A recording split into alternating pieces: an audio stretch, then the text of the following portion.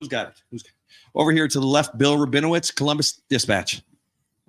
At what point during the game did your thoughts already start thinking into next week? No comment.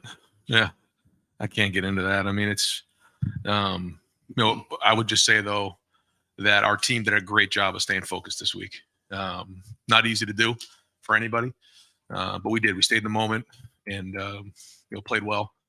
But, then we get into that locker room, it's on to the next week. Over here to the right, Clay Hall, WSYX, and then Tim May. That 1 minute sequence to start the second half turned the game, and was that the result of some comment at halftime? Well, we wanted to win the first 5 minutes. We ended up scoring, I think, 14 in the first minute. Touchdown, turnover, touchdown.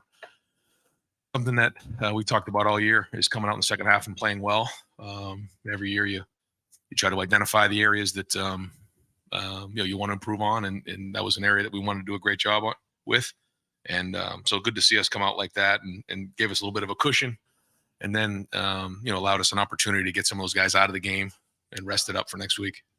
Cameron Teague Robinson, The Athletic. Ryan, in the last 2 weeks, you guys have nearly put up 1,000 total yards. Just what have you learned about Kyle the last 2 weeks that you think can help that will benefit him going into? Yeah, no, you can see him when he's on rhythm and making some big time reads down the field. I thought he threw some good balls today.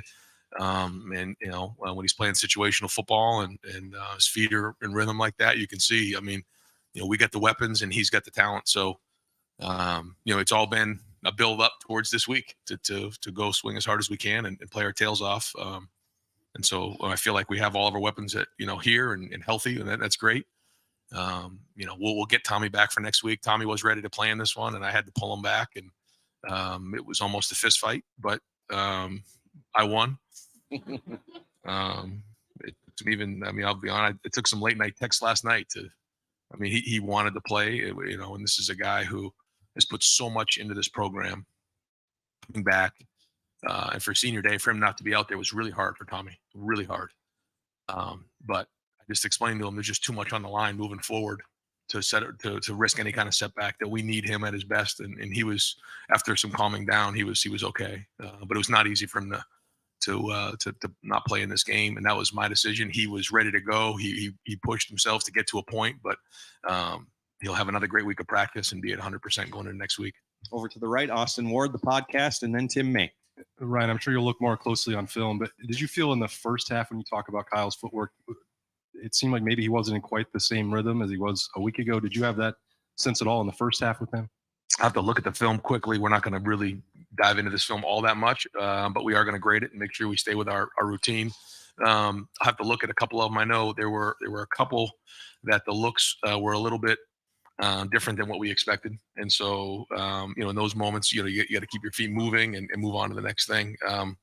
So I think, there was some good play, and then there was some things that we could probably, scheme up better. And also, moving on from the first or second thing and try to find the next part of it. Over to the left, Rob Aller, Columbus Dispatch, and then Nathan Baird.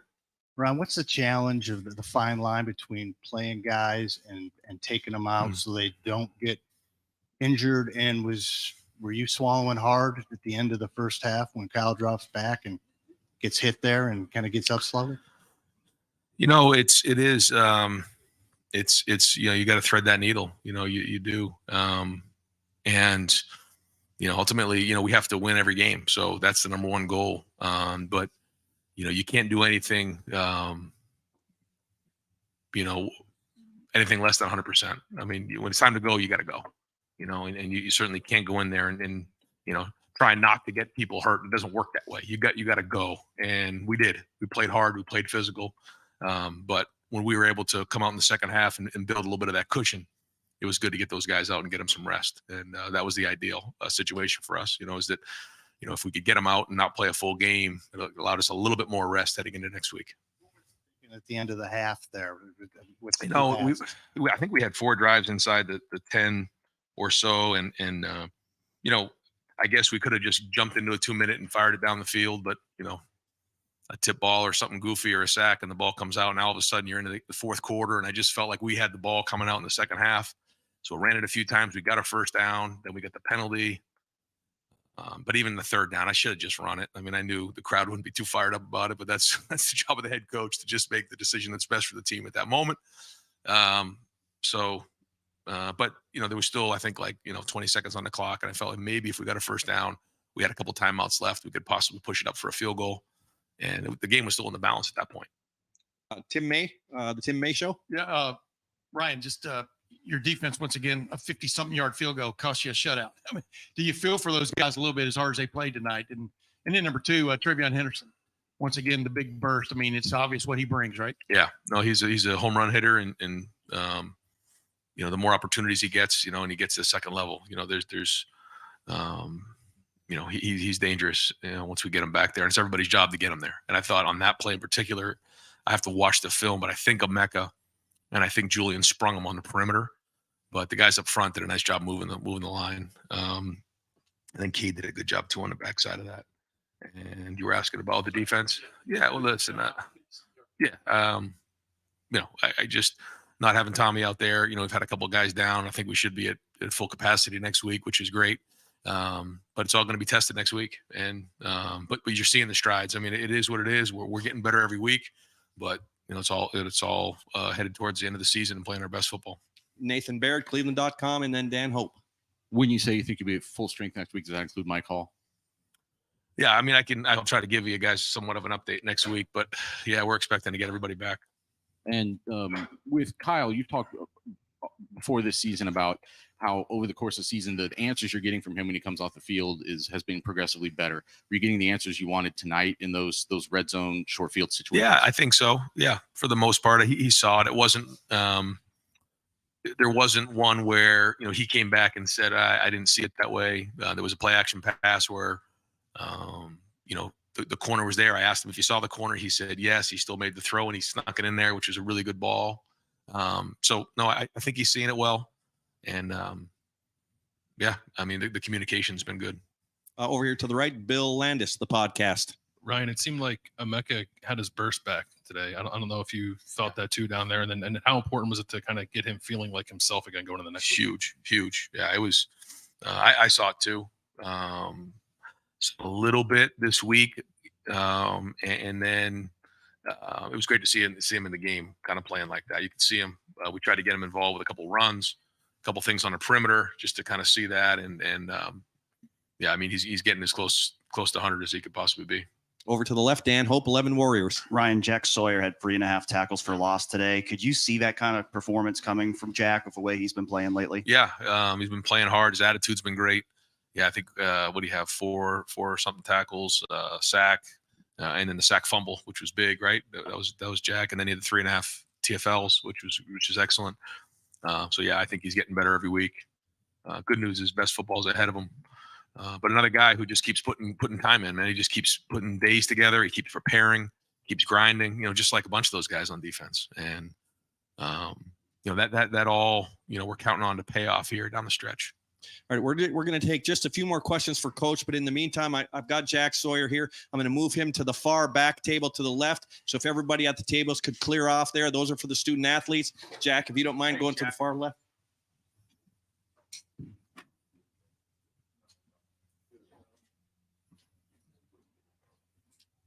All right, well, over here to the right, Dylan Davis, Delaware Gazette.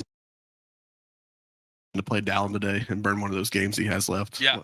So he had 2 left, and so that's it. So and then he's got next week. So was there any part of it where you just wanted to get him some run out there to keep him fresh in case you would need him tomorrow or next week or down the stretch? Yeah. Well, yeah. We felt like we wanted to get him in the game a little bit because it's been he hasn't played a ton this year, and I thought, like you said, going into next week or moving forward, it'd be good to get him some carries. I don't know how many he ended up with. Yeah, 8 carries. That's pretty good. 4.2 yards a carry. Thought he ran good when he was in there. Can he play the big test? Can he play past the big championship game?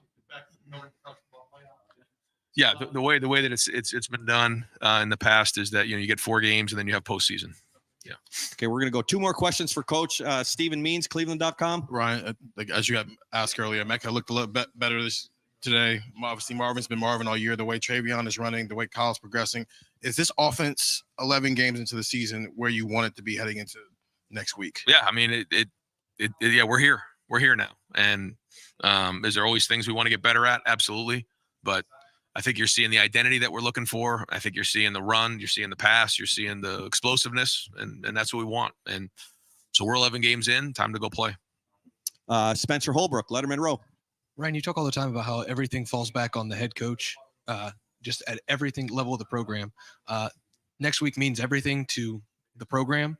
Is it easier to stay focused on the days ahead when you have the guys that you just credited staying locked in on the days ahead and not trying to get ahead of themselves? How much easier does that make it for you to stay? Yeah, I think the key is to stay in the moment. You know, there'll be emotion this week. There'll be a lot of there'll be a lot this week, but there'll be noise. There'll be everything. What we have to do is we have to do a great job of preparing. We can't do anything different. We have to continue to stay with our routine and then focus on maximizing every minute of this week. And then noon on Saturday is going to come. That's not going to come any faster by us, doing something else. So we need a great week of preparation. And then, we're all in this thing together. We are. I love this team. We've been working hard to get to this point. And so we need a great week of preparation. And then we get on that bus and we head to Ann Arbor. And one final question for Coach Rob Aller, Columbus Dispatch. Yeah, I don't know your game day schedule, but did you watch any of the Maryland-Michigan game? Did you catch any of that? And what'd you think? I might have. Yeah, I might have. When you have time, you're always watching the other games, and certainly that one was on. Great. Coach, thank you very much. Okay, thanks.